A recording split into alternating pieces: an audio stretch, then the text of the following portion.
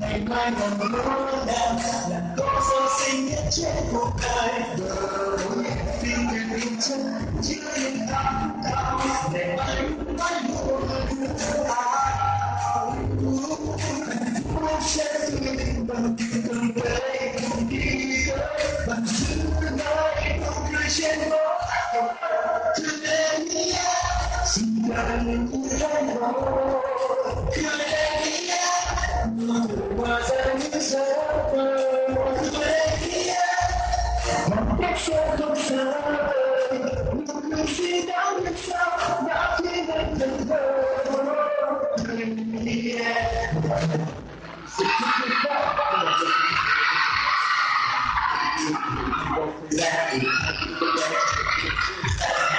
nhưng mà bao nhiêu em sẽ nhớ là những gì cho em đây xin cho ta mà không chỉ là một người anh này muốn gây cho sao phải cách xa.